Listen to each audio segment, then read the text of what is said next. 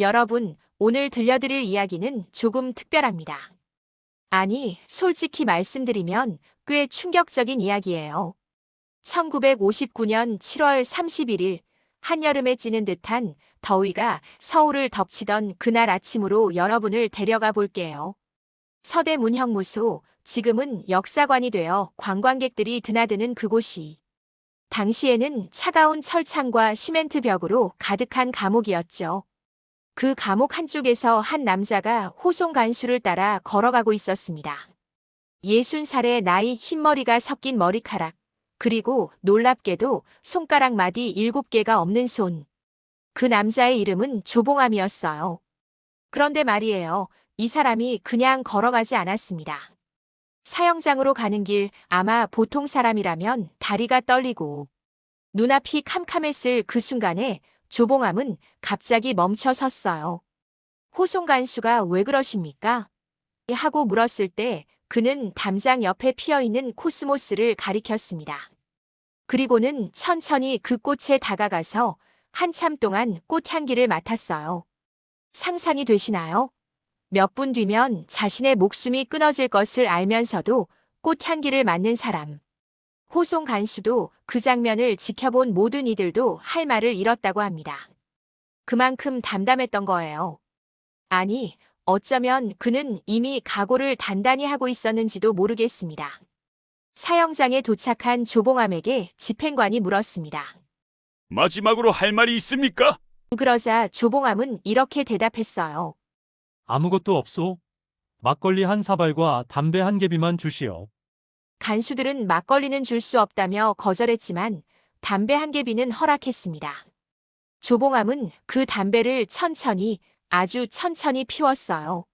마치 시간을 조금이라도 더 붙잡고 싶은 것처럼요. 아니, 어쩌면 그것은 마지막 순간까지 인간으로서의 품위를 지키려는 그만의 방식이었을지도 모릅니다. 그리고 1959년 7월 31일 오전 11시 3분, 조봉암은 교수형에 처해졌습니다. 죄목은 간첩죄와 국가보안법 위반. 대한민국 초대 농림부 장관을 지냈고 국회 부의장까지 역임한 사람이 간첩이라니 도대체 무슨 일이 있었던 걸까요? 여러분, 여기서 이야기가 끝났다면 조봉암은 그저 역사의 어둠 속에 묻힌 인물로 남았을 거예요. 하지만 역사는 때때로 놀라운 반전을 준비해두고 있죠. 2011년 1월 20일 대한민국 대법원에서 한 판결이 내려졌습니다. 피고인 조봉암 무죄. 52년이에요, 여러분. 52년이라는 세월이 흘러서야 대한민국 최고 법원이 그 사람은 간첩이 아니었다고 인정한 겁니다. 요즘으로 치면 2024년에 억울하게 죽은 사람의 무죄가 2076년에 밝혀지는 거예요. 그때쯤이면 관련자들은 물론이고 그 사건을 기억하는 사람도 거의 남아있지 않겠죠. 이 판결이 내려졌을 때 조봉암의 장녀 조호정 씨는 80이 넘은 나이였습니다. 아버지가 간첩이라는 누명을 쓰고 처형당한 후 그녀는 평생을 연좌제의 그늘 아래서 살아야 했어요. 회사에 취직하려 해도 아버지가 빨갱이라는 낙인 때문에 번번이 좌절했고 남편도 경찰에 수시로 불려가 조사를 받아야 했습니다. 대법원의 무죄 판결문에는 이런 내용이 담겨 있었어요. 진보당 사건은 정치 탄압을 위한 사법살인이었다. 사법살인. 법이라는 이름으로 사람을 죽인 거예요. 그것도 대한민국 정부가 자국민을 정치적인 이유로요. 조호정 씨는 무죄 판결을 받고 나서 이렇게 말했습니다. 오랫동안 비워둔 아버지의 묘비에 이제야 내용을 새길 수 있게 됐습니다. 생각해보세요. 50년 넘게 아버지의 묘비에 아무것도 새기지 못했던 거예요. 간첩의 딸이라는 주홍글 씨가 무서웠던 게 아닙니다. 아버지가 간첩이 아니라고 믿었기에 그 억울함이 풀릴 때까지 기다렸던 겁니다. 자, 이제 조봉암이 어떤 사람이었는지, 왜 그렇게 많은 사람들이 그의 억울함을 믿었는지 이야기해 볼게요. 그의 삶에는 정말 드라마 같은 순간들이 가득했거든요. 1932년 조봉암은 중국 상하이에서 일본 경찰에 체포되어 고국으로 압송됩니다. 그리고 신의주 감옥에서 7년형을 선고받아요. 그런데 여러분, 그 당시 신의주 감옥이 얼마나 끔찍한 곳이었는지 아시나요? 겨울이 되면 기온이 영하 20도, 30도까지 떨어지는 곳이에요. 그런데 감옥 안에는 제대로 된 난방시설이 없었습니다.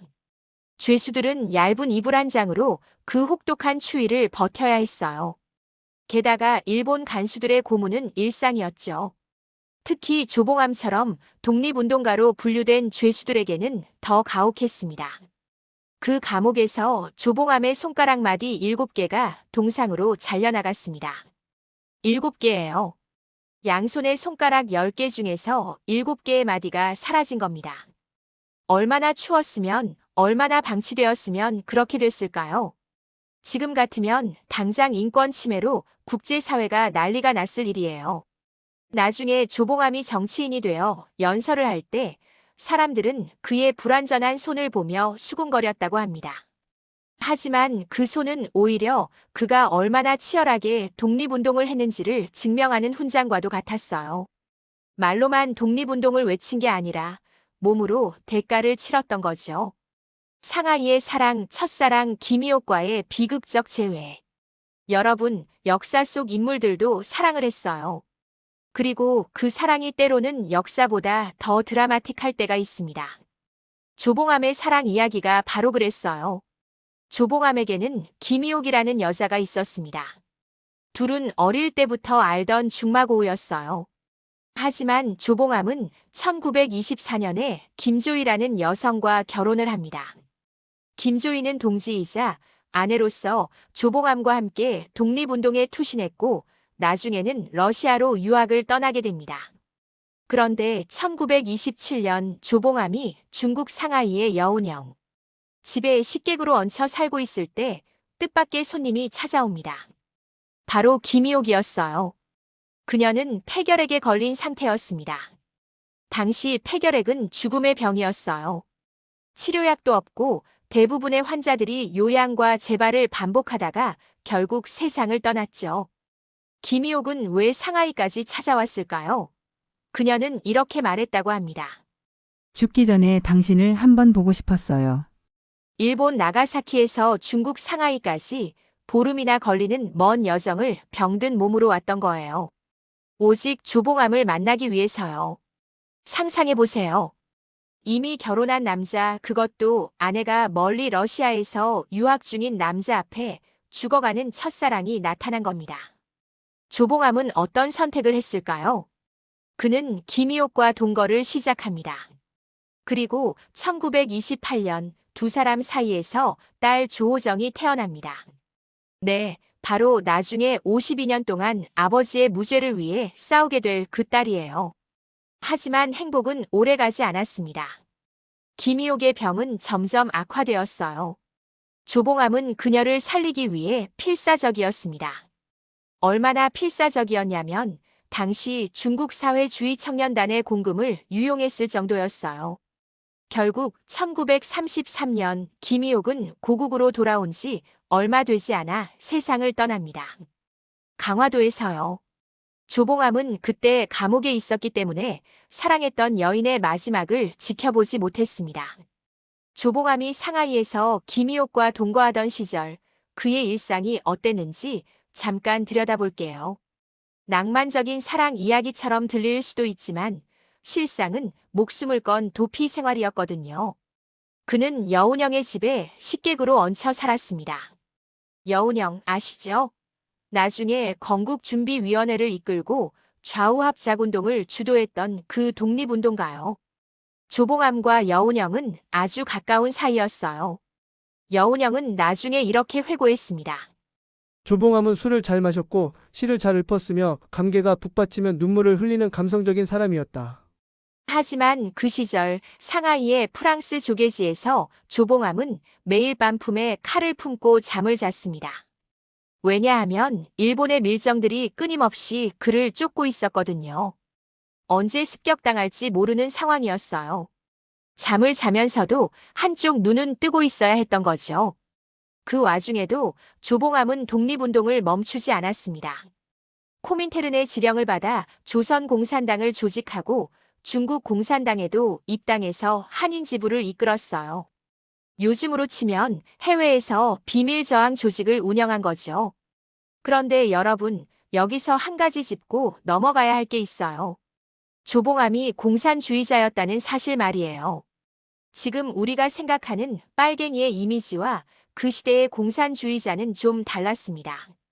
1920년대에 공산주의는 전 세계적으로 식민지 해방운동과 연결되어 있었어요. 소련이 식민지 국가들의 독립을 지원한다고 공언했거든요. 그래서 많은 독립운동가들이 공산주의에 이끌렸던 거예요. 독립을 위해서라면 어떤 이념이든 받아들일 준비가 되어 있었던 시대였습니다. 자, 이제 조봉암 인생의 가장 큰 전환점을 이야기해 볼게요. 그가 왜 공산주의자에서 사회민주주의자로 전향했는지, 그 과정이 얼마나 복잡했는지를요. 1945년 8월 15일 광복이 찾아왔습니다. 조봉암은 서대문형무소에 갇혀 있다가 풀려났어요. 그런데 바로 그날 정말 드라마 같은 일이 있었습니다. 일본 순사가 감옥에 찾아와서 죄수들을 다른 방에 이열로 앉혔어요. 조봉암은 이제 끝이구나, 사형이구나 하고 눈을 질끈 감았습니다. 그런데 순사가 뭐라고 했는지 아세요? 곧 항복할 것이다. 일본이 항복한다는 거예요. 죽음을 각오했는데 갑자기 자유가 찾아온 겁니다. 그 순간 조봉암이 얼마나 놀랐을지 상상이 되시나요? 광복 후 조봉암은 다시 공산당 활동에 뛰어듭니다. 조선건국준비위원회 인천지부를 조직하고 조선공산당과 민주주의 민족전선에서 활동했어요. 하지만 시간이 지나면서 그는 점점 불편해졌습니다. 왜냐하면 박헌영이 이끄는 조선공산당이 너무 극단적인 방향으로 가고 있었거든요. 1946년 조봉암은 박헌영에게 편지를 보냅니다. 내용은 대충 이랬어요. 지금 공산당이 하는 짓이 너무 과격하다. 이러다가 국민들의 지지를 잃는다. 그런데 이 편지가 문제가 됩니다. 미군정 방첩대 CIC가 조봉암의 사무실을 급습해서 이 편지 초고를 가져가 버린 거예요. 그리고 약간의 윤색을 더해서 언론에 공개해버립니다. 결과는 어땠을까요? 박헌영은 조봉암을 배신자로 몰았고 미군정은 조봉암을 전향한 공산주의자로 이용하려 했습니다. 양쪽에서 이용당한 셈이죠. 조봉암은 1946년 6월 공개적으로 공산당 반대 성명을 발표합니다. 현재 조선민족은 공산당 되기를 원치 않는다. 따라서 조선공산당의 계획으로 된 인민공화국, 인민위원회와 민주주의 민족전선 등으로서 정권을 취하려는 정책은 단연 반대한다. 이 순간 조봉암은 좌익에게는 변절자가 되었고 우익에게는 믿을 수 없는 전과자가 되어버렸습니다. 어느 쪽에서도 환영받지 못하는 처지가 된 거예요. 그럼에도 불구하고 조봉암은 포기하지 않았습니다. 1948년 5월 10일 총선거에 무소속으로 출마해서 국회의원에 당선됩니다. 그리고 이승만 대통령에 의해 초대 농림부 장관으로 임명되죠. 여러분, 여기서 잠깐 당시 상황을 설명해 드릴게요. 1948년에 대한민국은 지주와 소작농으로 나뉜 사회였어요. 전체 농가의 약 80%가 남의 땅을 빌려 농사를 짓는 소작농이었습니다.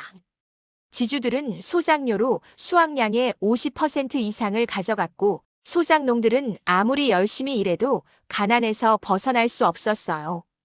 요즘으로 치면 월급의 절반 이상을 집주인에게 월세로 내야 하는 상황인 거죠. 그것도 평생이요. 조봉암은 농림부 장관이 되자마자 농지개혁을 밀어붙입니다. 내용은 간단했어요.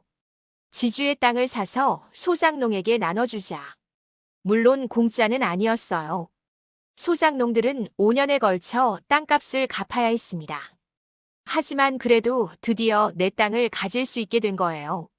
한국민주당, 지금의 보수 정당의 뿌리라고 할 수 있는 그들이 격렬하게 반대했습니다. 왜냐하면 한국민주당 지지층의 상당수가 대지주들이었거든요. 그들에게 농지개혁은 자신들의 재산을 빼앗기는 일이나 마찬가지였어요. 하지만 조봉암은 물러서지 않았습니다. 그는 이렇게 말했어요. 농부의 입장에서는 농사지을 자신의 땅이 생겼다는 것은 굉장한 미천이다. 그 미천이 나중에 어떻게 되었는지 아세요? 자식들 교육에 투자되었어요. 1950년대, 60년대 대한민국의 교육열이 폭발적으로 증가한 배경에는 농지개혁이 있었던 겁니다. 그리고 이 농지개혁이 6.25 전쟁에서 결정적인 역할을 합니다. 북한군이 우리가 너희 땅을 나눠주겠다고 선전했지만 남한의 농민들 상당수가 이미 자기 땅을 가지고 있었기 때문에 그 선전에 휩쓸리지 않았어요. 물론 모든 농민이 혜택을 받은 건 아니었고 특히 머슴들은 땅을 받지 못해 불만이 있었지만 전체적으로 봤을 때 농지개혁은 대한민국의 체제를 지키는 데 큰 역할을 했습니다. 1950년 6월 25일 북한군이 38선을 넘어 쳐들어왔습니다. 조봉암은 그때 국회 부의장이었어요. 그런데 여러분, 당시 대한민국 지도층의 행태가 얼마나 한심했는지 아시나요? 이승만 대통령과 신익희 국회의장을 비롯한 고위 관료들은 서울 시민들에게 적은 격퇴되고 있다고 거짓말을 하면서 자신들은 먼저 피난을 갔어요. 신익희는 자기 부하에게 함께 피난 가자고 약속해놓고는 정작 가족들만 데리고 먼저 도망쳐버렸습니다. 그런데 조봉암은 달랐어요. 그는 끝까지 서울에 남았습니다. 다른 국회의원들의 피난 비용을 마련해주고 북한군에게 넘어가면 안 되는 공문서들을 불태우고 정리했어요. 그리고 새벽차를 타고 겨우 남쪽으로 내려왔습니다. 하지만 그 과정에서 조봉암은 아내 김조이를 챙기지 못했어요.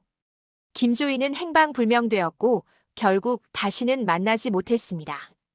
북한에 끌려가 죽은 것으로 추정되는데 그 확실한 증거는 없어요.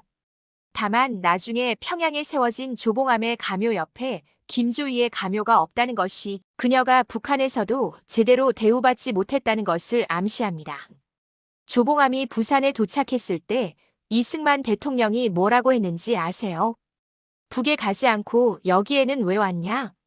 이미 이때부터 이승만은 조봉암을 의심하고 있었던 거예요. 1952년 조봉암은 대통령 선거에 출마합니다. 무소속으로요. 당시 그의 출마 이유가 참 인상적이에요. 나는 대통령이 되리라고는 조금도 생각하지 않고 있다. 다만 이 대통령과 싸울 사람조차 없으면 국민이 너무 불쌍하다. 그는 이승만의 행정 능력에 실망한 국민들을 대변하겠다고 나선 거예요. 결과는 어땠을까요?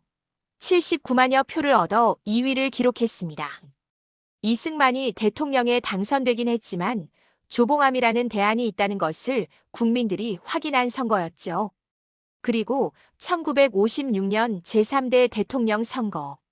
이때 조봉암은 더 파격적인 공약을 내걸었습니다. 유엔 감시와 총선거를 통한 평화통일, 국민 의료 보장, 무상교육. 여러분, 1956년에 평화통일을 공약으로 내건 거예요. 휴전 직후 아직 전쟁의 상처가 가시지 않은 때예요. 당시로서는 엄청나게 파격적인 주장이었습니다. 지금도 평화통일을 말하면 논란이 되는데 그때는 오죽했겠어요. 이 선거에서 조봉암은 216만여 표를 얻었습니다. 유효표 기준 30%의 지지율이에요. 하지만 이승만이 504만여 표를 얻어 당선됩니다. 여기서 조봉암이 남긴 유명한 말이 있어요. 투표에서 이기고 개표에서 지는구나. 부정선거가 있었다는 거죠. 조봉암 측은 투표장과 개표장에 참관인을 내는 것조차 어려웠고 일부 참관인은 정치 깡패들에게 폭력을 당해 쫓겨났습니다. 더 안타까운 건 민주당의 태도였어요. 민주당 후보 신익희가 선거 직전에 갑자기 사망했는데 민주당은 조봉암을 지지하는 대신 신익희 추모표를 찍자고 독려했습니다. 그 결과 무효표만 185만 표가 나왔어요. 민주당 입장에서는 정과자 조봉암에게 정권을 넘겨주느니 이승만이 3번 하는 게 낫다였던 거죠. 1956년 11월 조봉암은 드디어 자신의 정당을 만듭니다. 진보당이에요. 창당 대회에서 조봉암이 한 연설은 지금 들어도 가슴이 뭉클해집니다. 동지들, 여러 동지들. 나는 이런 공개석상에서 동지라고 이렇게 부르는 말을 써본 일이 없습니다. 참으로 감개무량합니다. 그는 공산주의와 자본주의를 모두 거부하고 새로운 길을 찾겠다고 선언합니다. 우리들 지식인은 당연히 이 두 가지, 즉 자본주의와 공산주의를 다 같이 거부하고 청산을 하는 동시에 인류의 새 이상, 즉 원자력 시대에 적응할 인류의 새 이상을 옳게 파악하고 실현해내지 않으면 안 됩니다. 복지사회, 평화통일, 민주주의. 지금 들으면 당연한 말처럼 들리지만 1950년대에 이런 주장을 한다는 것은 엄청난 용기가 필요한 일이었어요. 진보당은 창당 직후부터 이승만 정권의 눈엣 가시가 됩니다. 그리고 1958년 드디어 이승만은 조봉암을 제거하기로 결심합니다.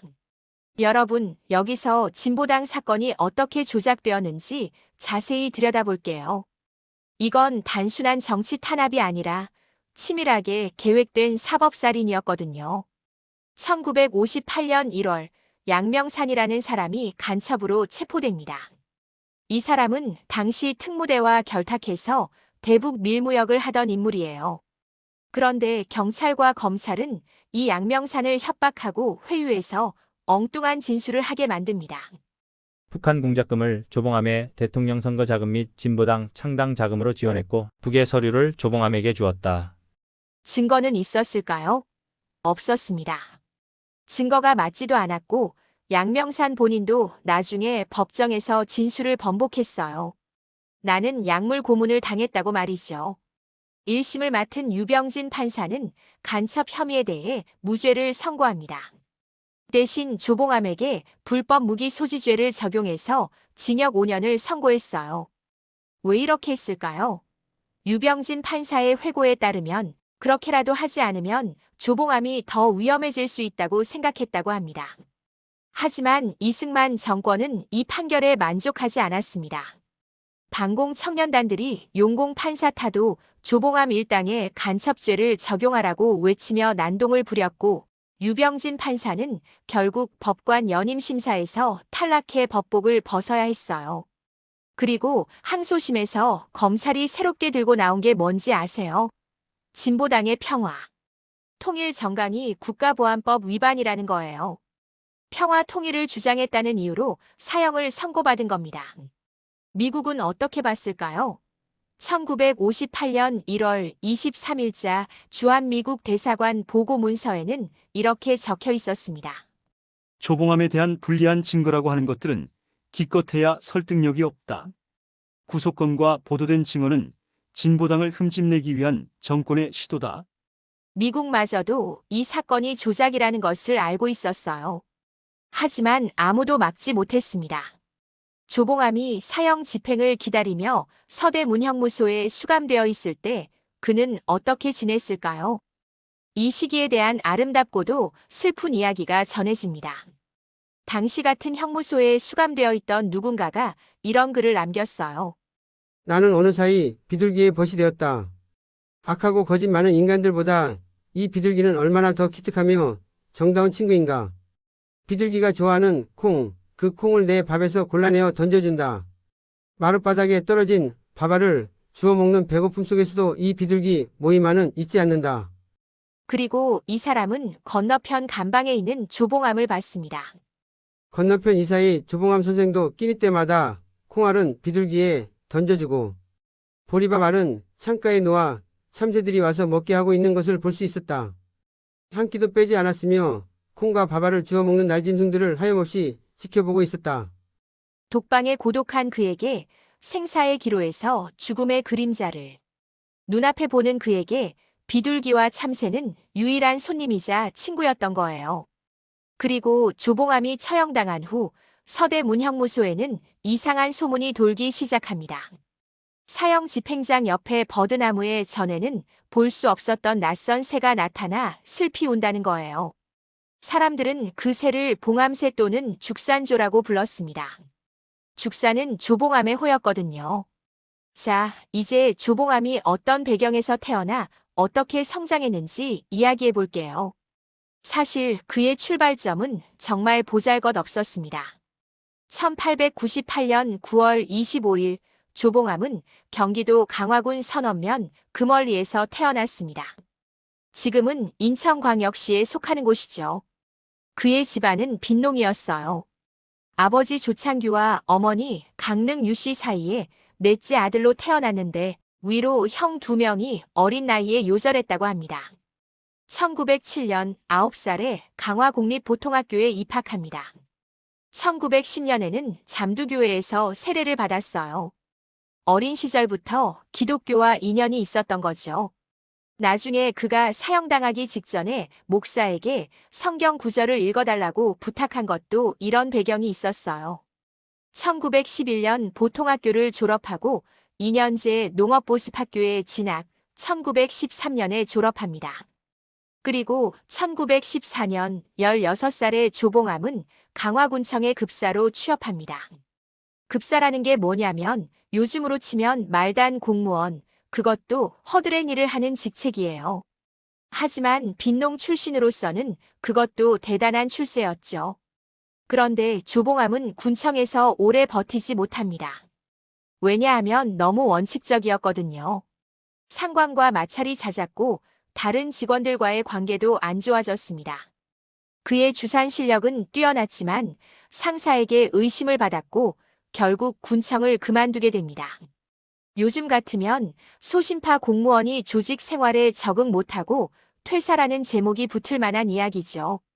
1919년 조봉암은 경성 YMCA 중학부에서 공부하다가 운동에 참여합니다. 그리고 1년간 투옥됩니다.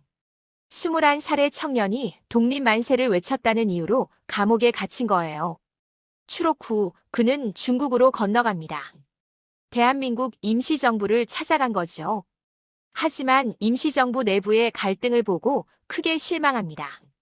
독립운동가들끼리 파벌 싸움을 하고 있었거든요. 조봉암은 일본으로 방향을 틀어 주오대학 전문부 경제학과에 입학합니다. 일본에서 유학하면서 그는 무정부주의 사상을 접합니다. 그리고 점점 더 급진적인 사회주의, 공산주의로 기울어지게 됩니다. 왜 그랬을까요? 당시 일본에는 조선인 유학생들 사이에 사회주의 열풍이 불고 있었어요. 일제의 식민 지배에 저항하려면 더 강력한 이념, 더 조직적인 운동이 필요하다고 생각했던 거죠.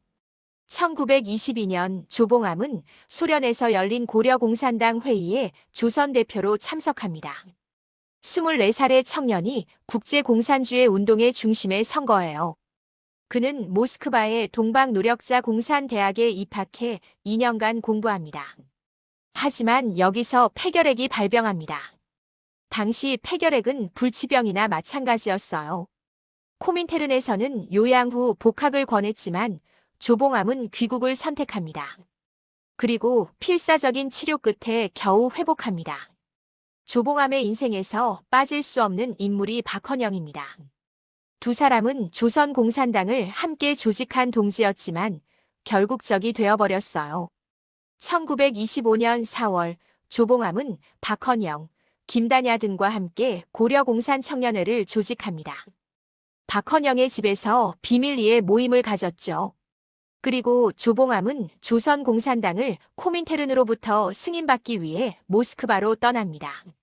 하지만 문제는 그 사이에 터집니다. 1925년 11월 제1차 조선공산당 검거 사건이 일어나요. 많은 당원들이 체포되었고 조봉암은 중국으로 도주합니다. 그리고 이 과정에서 박헌영과의 갈등이 시작됩니다. 두 사람의 갈등은 복잡해요. 공산주의 운동의 주도권을 두고 다투기도 했고 서로의 과거 행적을 문제 삼기도 했습니다. 조봉암은 박헌영파에 속한 이승엽이 일제에 부역했던 경력이 있다며 비판했고 박헌영은 조봉암을 배제하려 했어요. 광복 후 두 사람의 대립은 더욱 격화됩니다. 조봉암이 공산당을 떠나게 된 가장 큰 이유 중 하나가 박헌영과의 갈등이었어요. 조봉암의 장녀 조호정은 나중에 이렇게 회고합니다. 아버지는 박헌영의 극심한 공작 때문에 남조선 노동당과 거리를 두게 되었다. 역사의 아이러니한 점은 박헌영도 결국 비극적인 최후를 맞는다는 거예요. 전쟁 후 북한에서 박헌영은 미제 간첩이라는 누명을 쓰고 처형됩니다. 조봉암은 남한에서 간첩으로 처형당하고 박헌영은 북한에서 간첩으로 처형당한 거죠. 냉전 시대의 비극이 아닐 수 없습니다. 여러분, 여기서 정말 재미있는 역설을 하나 말씀드릴게요. 조봉암이 간첩 혐의로 기소되었을 때 그의 억울함을 가장 열렬히 외친 사람들이 누구였을까요? 놀랍게도 극우 정객인 장택상과 윤치영이었습니다. 장택상이 누구냐면 광복 후 수도경찰청장으로서 박헌영, 김원봉, 남조선 노동당을 탄압했던 인물이에요. 좌빨 사냥꾼이라고 불려도 이상하지 않을 사람이죠. 그런데 그런 장택상이 조봉암을 위해 백방으로 뛰어다녔습니다. 장택상은 홍진기 법무부 장관을 찾아다니며 조봉암의 석방을 탄원했어요. 국회에 사면을 요청하는 탄원서를 제출했고 옥중에 조봉암을 대신해 무료로 변론까지 해주었습니다. 왜 그랬을까요? 장택상은 조봉암을 높이 평가했어요. 과거 공산주의 활동을 했지만 깨끗하게 전향했고 대한민국 건국에 기여한 인물이라고 본 거죠. 그는 이렇게 말했다고 합니다.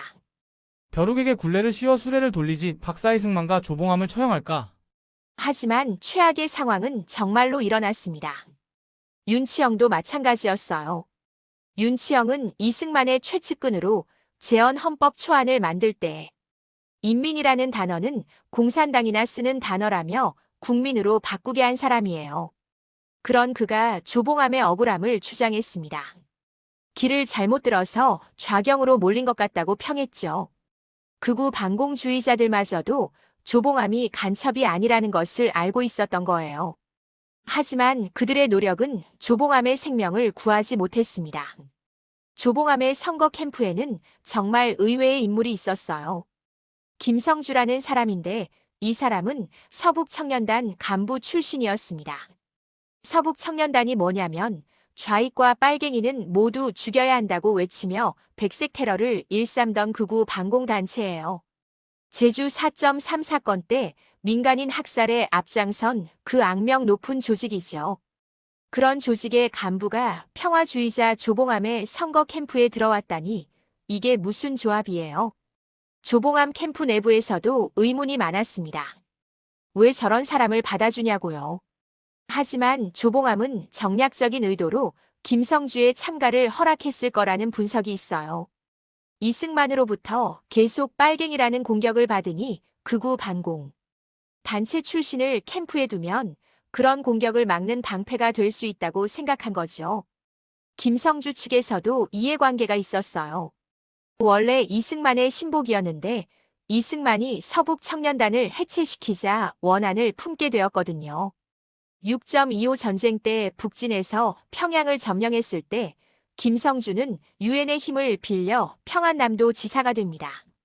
그런데 이승만이 평양에 보낸 관리들을 모두 쫓아냈고 이승만이 평양에서 연설할 때도 얼굴을 비추지 않았어요. 그러다 중공군이 내려오자 남쪽으로 도망쳤는데 이미 이승만의 미움을 산 상태라 갈 곳이 없었죠. 그래서 이승만의 정적인 조봉암에게 붙어서 복수를 하려 했다는 거예요. 정치의 세계는 정말 복잡하죠. 다시 1959년 7월 31일로 돌아가 볼게요. 사형 집행 직전 조봉암은 이패 목사에게 성경 구절을 읽어달라고 부탁합니다. 루카 복음서 제23장 22절이에요. 빌라도가 세 번째로 그들에게 말하되 이 사람이 무슨 악한 일을 하였느냐? 나는 그 죽일 죄를 찾지 못하였나니 때려서 놓으리라. 이 구절이 무슨 의미인지 아시겠죠? 예수 그리스도가 십자가에 못 박히기 전 빌라도 총독이 이 사람에게는 죄가 없다고 말하는 장면이에요. 조봉암은 자신을 예수에 비유한 게 아닙니다. 다만 나에게는 죄가 없다는 것을 성경 구절을 통해 표현한 거예요. 그리고 그는 마지막으로 이렇게 말합니다. 이 박사의 승맞는 소수가 잘 살기 위한 정치를 하였고 나와 나의 동지들은 국민 대다수를 고루 잘 살리기 위한 민주주의 투쟁을 했소. 나에게 죄가 있다면 많은 사람이 고루 잘 살 수 있는 정치 운동을 한 것밖에는 없는 것이요. 그리고 이어서 나는 이 박사와 싸우다가 졌으니 승자로부터 패자가 이렇게 죽임을 당하는 것은 흔히 있을 수 있는 일이요. 다만 나의 죽음이 헛되지 않고 이 나라의 민주 발전에 도움이 되기를 바라며 그 희생물로는 내가 마지막이 되기를 바랄 뿐이요. 얼마나 담담한 말인가요? 분노도 원망도 아닌 오직 대한민국의 민주주의를 바라는 마음만 담긴 유언이에요.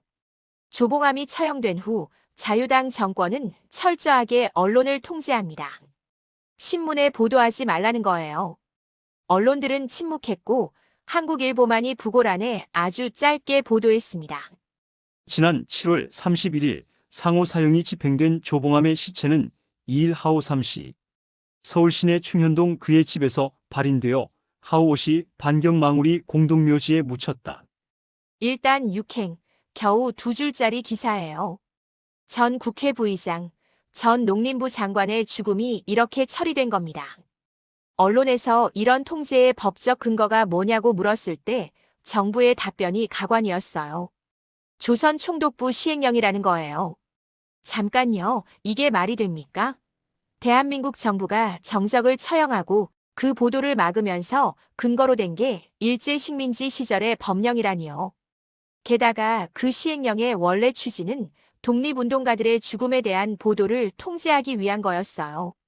독립운동을 했던 조봉암을 처형하면서 독립운동가 탄압에 쓰인 일제의 법을 들먹인 거죠. 진보당 사건 1심을 맡았던 유병진 판사의 이야기도 빼놓을 수 없어요. 그는 조봉암의 간첩 혐의에 대해 무죄를 선고하고 대신 불법 무기 소지죄로 징역 5년을 때렸습니다. 왜 그랬을까요? 유병진 판사의 회고에 따르면 완전 무죄를 때리면 조봉암이 더 위험해질 것 같았다고 합니다. 이승만 정권이 어떻게든 조봉암을 죽이려 할 텐데 완전 무죄를 선고하면 더 큰 탄압이 올 거라고 판단한 거죠. 하지만 이 판결은 반공 진영에서 너무 가볍다는 비난을 받았습니다. 반공 청년단들이 용공 판사 타도를 외치며 난동을 부렸고 결국 유병진 판사는 법관 연임 심사에서 탈락합니다. 그런데 유병진 판사는 이후 평생을 조봉암에게 미안해하며 살았어요. 비록 무죄를 선고했지만 불법 무기 소지로 유죄를 때린 것 자체가 부끄러웠던 거죠. 그는 조봉암의 기일마다 망우리 묘소를 찾아 참배하며 사죄했다고 합니다. 법관으로서 양심을 지키려 했지만 정치 권력 앞에서는 무력할 수밖에 없었던 한 사람의 비극이기도 해요. 조봉암이 처형된 후 그의 가족들은 어떻게 되었을까요? 1980년대 후반까지 연좌제의 그늘 아래서 고통받아야 했습니다. 사위인 이봉래 감독 나중에 한국예술문화단체 총연합회 회장을 역임은 경찰에 수시로 불려가 조사를 받았어요.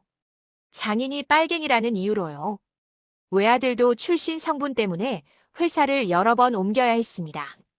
가장 안타까운 건 장녀 조호정의 삶이에요. 아버지가 처형당했을 때 그녀는 30살이었습니다.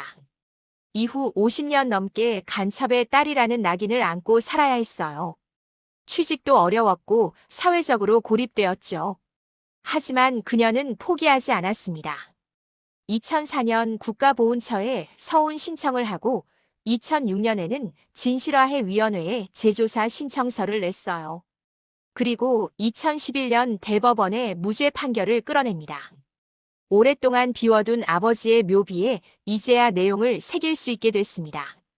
50년이 넘는 세월을 기다린 끝에야 들을 수 있었던 말이에요. 여러분, 조봉암이 북한에서 어떻게 다뤄지는지 아시나요? 북한 평양의 애국 열사릉에 조봉암의 가묘가 세워져 있습니다. 북한은 조봉암을 이승만 독재에 맞서 싸우다 희생된 민주투사로 선전하고 있어요. 일부에서는 이것을 근거로 조봉암이 정말 북한과 연결되어 있었던 게 아니냐고 의심합니다. 하지만 이건 좀 억지예요. 왜냐하면 애국 열사릉에는 광복 후 우익 사명수로 불렸던 김규식의 묘도 있거든요. 양세봉, 안재홍, 오화영 같은 대한민국의 독립운동가들도 다수 묻혀 있고요. 북한이 조봉암을 기리는 것은 그가 북한과 연결되어 있었기 때문이 아닙니다. 남한 체제의 불의를 선전하고 남한 내 여론을 분열시키려는 정치적 목적이에요. 조봉암의 죽음을 자신들의 체제 선전에 이용하는 거죠. 아이러니한 건 조봉암이 살아있을 때 북한을 어떻게 봤는지예요. 1953년 8.15 기념행사에서 그는 이렇게 말했습니다. 이북의 괴뢰 정권 김일성은 최근 박헌영 일파를 피해 제사를 지냈다고 전해지고 있습니다. 우리들 자신이 더욱 민주주의 이념에 철저하고 민주주의 체제를 더욱 공고하게 함으로써 공산주의가 스며들 여지를 주지 않도록 하는 것이 중요한 일입니다. 그는 김일성 정권을 괴뢰 정권이라고 불렀고 박헌영 숙청을 비판했어요. 이런 사람이 북한 간첩이었다고요? 조봉암이 진보당 창당 대회에서 말한 이상을 다시 한번 들어볼게요. 인간의 존엄성을 무시하는 일을 없애고 모든 사람의 자유가 완전히 보장되고 모든 사람이 착취당하는 것 없이 응분의 노력과 사회적 보장에 의해서 다 같이 평화롭고 행복스럽게 잘 살 수 있는 세상. 복지사회, 평화통일, 민주주의. 이게 1956년에 나온 말이에요. 지금 들으면 어느 정당의 공약처럼 들리죠? 하지만 당시에는 빨갱이 소리였습니다. 조봉암은 자본주의도 공산주의도 아닌 제3의 길을 꿈꿨어요. 요즘 말로 하면 사회민주주의에 가까운 거죠. 북유럽 국가들이 추구하는 그런 체제예요. 하지만 1950년대 대한민국에서 그런 주장은 너무 앞서간 것이었습니다. 그가 남긴 말 중에 이런 게 있어요. 우리가 독립운동을 할 때 돈이 준비되어서 한 것도 아니고 가능성이 있어서 한 것도 아니다. 옳은 일이기에 또 아니하고서는 안 될 일이기에 목숨을 걸고 싸웠지 아니하냐. 지금 망우역 사문화공원에 있는 조봉암의 묘소에는 이 글귀가 새겨진 기념석이 세워져 있습니다. 조봉암이 처형된 지 9개월 후 대한민국에서 무슨 일이 일어났는지 아시죠? 1960년 4월 19일 학생들과 시민들이 거리로 쏟아져 나옵니다.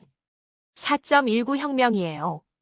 이승만 정권에 대한 불만이 폭발한 거죠. 조봉암 처형, 부정선거, 독재 정치. 쌓이고 쌓인 분노가 터져 나온 겁니다. 결국 이승만은 하야하고 하와이로 망명합니다. 혁명 직후 조봉암 재평가 움직임이 처음 시작됩니다. 하지만 박정희 정권이 들어서면서 조봉암에 대한 재평가는 다시 얼어붙습니다. 전두환 정권에서도 마찬가지였고요. 조봉암이 다시 주목받기 시작한 건 1980년대 후반 민주화 이후였습니다. 진보당 사건에서 조봉암에게 사형을 선고한 판사가 있습니다. 김갑수라는 사람이에요. 1심에서 무죄를 선고했던 유병진 판사와는 정반대의 선택을 한 사람이죠. 김갑수 판사는 이 공로 덕분에 승승장구합니다. 나중에 대법관까지 올라가요. 하지만 그의 말년은 평탄하지 않았습니다. 1995년 82세의 나이로 사망할 때까지 진보당 사건에 대한 논란과 비판에 시달려야 했어요. 어떤 신문에는 정치판사의 말년 고뇌라는 제목의 기사가 실리기도 했습니다. 권력의 줄을 서서 출세했지만 결국 역사의 심판을 피할 수는 없었던 거죠. 조봉암은 여러 드라마와 다큐멘터리에 등장했어요. 1981년 MBC 드라마 제1공화국, 1989년 제2공화국, 2002년 SBS 야인시대 등에서 배우들이 조봉암을 연기했습니다. 특히 허영만의 만화 5. 한강에도 조봉암이 등장하는데 주인공 이강토는 조봉암의 죽음을 보고 현실 정치의 절망에서 그림에만 몰두하게 됩니다. 한 사람의 죽음이 다른 사람의 인생에 얼마나 큰 영향을 미치는지 보여주는 장면이죠. 2018년에는 극단 어니스트 시어터가 당시 재판을 다룬 연극 사법살인 59. 죽산 조봉암을 상연하기도 했습니다. 2017년 조봉암 58주기 때 문재인 대통령은 국가원수로서 최초로 조봉암 묘소에 추모 화환을 보냅니다. 처형된 지 58년 만에 대한민국 대통령이 공식적으로 조봉암을 추모한 거예요. 이것은 단순한 화환 이상의 의미가 있습니다. 대한민국 정부가 과거의 잘못을 인정하고 억울하게 죽은 사람의 명예를 회복하려는 노력의 상징이에요. 조봉암의 부인 김조이는 2008년에 대한민국 건국포장이 추서되었습니다. 전쟁 때 행방불명되어 어디서 어떻게 죽었는지도 모르는 그녀에게 60년 만에 조국이 훈장을 준 거예요. 여러분, 오늘 긴 이야기를 들려드렸습니다. 조봉암이라는 한 사람의 삶과 죽음, 그리고 52년 만의 명예 회복까지요. 마지막으로 그의 유언을 다시 한번 생각해 볼게요. 막걸리 한 사발과 담배 한 개비만 주시오. 왜 하필 막걸리였을까요? 막걸리는 서민의 술이에요. 농민들이 새참 때 마시고 막리라는 노동자들이 피로를 풀며 마시는 술이죠. 조봉암은 마지막 순간까지 자신이 누구를 위해 정치를 했는지를 보여주려 했던 게 아닐까요? 빈농의 아들로 태어나 독립운동에 몸을 던지고 공산주의자에서 사회민주주의자로 전향하고 농지개혁으로 수백만 농민에게 희망을 주고 평화 통일을 외치다가 간첩이라는 누명을 쓰고 죽은 사람. 그가 마지막으로 원한 건 거창한 게 아니었어요. 그냥 막걸리 한 사발이었습니다. 조봉암은 이렇게 말했습니다. 나의 죽음이 헛되지 않고 이 나라의 민주 발전에 도움이 되기를 바라며 그 희생물로는 내가 마지막이 되기를 바랄 뿐이요. 안타깝게도 그의 바람대로 되지는 않았어요. 그 후에도 인혁당 사건, 민청학년 사건 등 수많은 사법살인이 있었죠. 하지만 적어도 2011년 대법원이 그의 무죄를 선고함으로써 대한민국은 한 발짝 앞으로 나아갔습니다. 조봉암이 꿈꿨던 나라, 모든 사람이 고루 잘 살 수 있는 나라는 아직 완성되지 않았어요. 하지만 우리는 계속 그 방향으로 걸어가고 있습니다. 그리고 그 길 위에서 조봉암이라는 이름은 결코 잊혀서는 안 될 거예요. 망우역 사문화공원에 가시면 조봉암의 묘소를 찾아보세요. 거기에는 이런 글귀가 새겨져 있습니다. 우리가 독립운동을 할 때 돈이 준비되어서 한 것도 아니고 가능성이 있어서 한 것도 아니다. 옳은 일이기에 또 아니하고서는 안 될 일이기에 목숨을 걸고 싸웠지 아니하냐. 오늘 이야기는 여기까지입니다. 이 글은 첨부된 자료와 역사적 기록을 바탕으로 작성되었습니다. 대한민국의 독립운동가이자 정치인으로 2011년 대법원 재심에서 무죄 판결을 받아 사후 명예가 회복되었습니다.